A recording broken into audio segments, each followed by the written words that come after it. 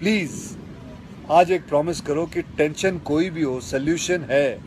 कहीं ना कहीं उसका सोल्यूशन है। और वो सोल्यूशन आत्महत्या बिल्कुल नहीं है, कभी नहीं है, किसी हालत में नहीं है।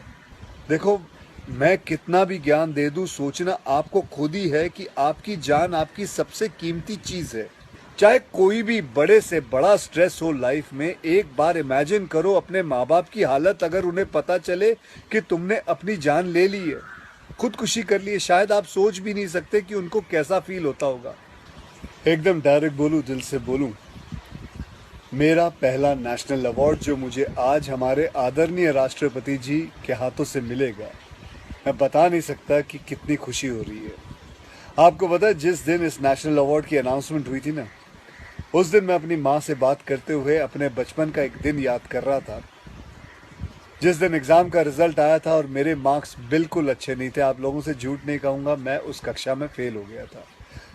रिपोर्ट कार्ड लाते हुए मैं ये सोच रहा था कि आज घर में बड़ी कुटाई होने वाली है यार। उस दिन मेरे पिताजी ने मुझे सामने बिठाया और बड़ी शांति से कहा, देखो बेटा, तुम करना क्या चाहते हो, ये बताओ मुझे, बताओ करना क्या चाहते हो। मैंने कहा, पापा मैं स्पोर्ट्स में मन लगता है मेरा, मैं खेल कूद करना चाहता हूँ, खिलाड़ी बनना चाहता हूँ। उन्होंने कहा, ठीक है, फिर उसमें ध्यान दो, हम सपोर्ट करेंगे, साथ में थोड़ी पढ़ाई भी करो।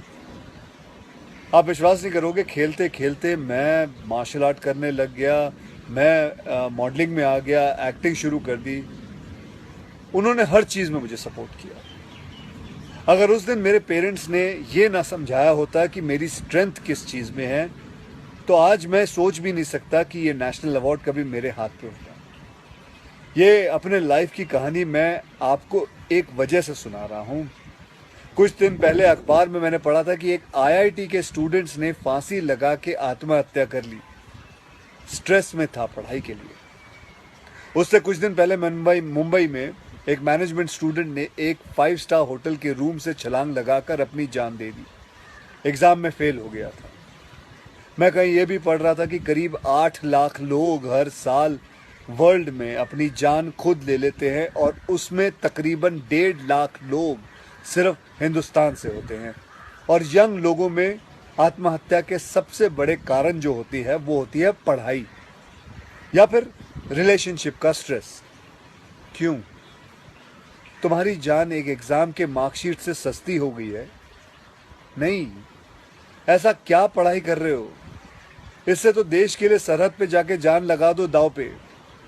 चाहे कोई भी बड़े से बड़ा स्ट्रेस हो लाइफ में, एक बार इमेजिन करो अपने माँ बाप की हालत अगर उन्हें पता चले कि तुमने अपनी जान ले ली है, खुदकुशी कर ली है। शायद आप सोच भी नहीं सकते कि उनको कैसा फील होता होगा। मान लिया कि आपका स्ट्रेस बहुत बड़ा है, पर इतने हल्के में मत लो अपनी लाइफ को यार। आपको पैदा करने वालों को जिंदगी का सबसे बड़ा दुख दे के मत जाओ। और पेरेंट्स से भी यही कहूंगा, यही पूछना चाहूंगा कि कहाँ गए वो ज़माना, कहाँ गया वो ज़माना जब आप लोग अपने बच्चों के साथ डिनर टेबल पे बैठ के बातें किया करते थे, पूछा करते थे कि कैसा चल रहा है, आपके दोस्त कैसे हैं, पढ़ाई कैसी चल रही है। आज आपका बच्चा आपको अपना स्ट्रेस कैसे बताएगा जब आप भी अपने फ़ोन में आंखें गाड़ के बैठे हो और आपका बच्चा भी फेसबुक पे फ्रेंड्स ढूंढ रहा है।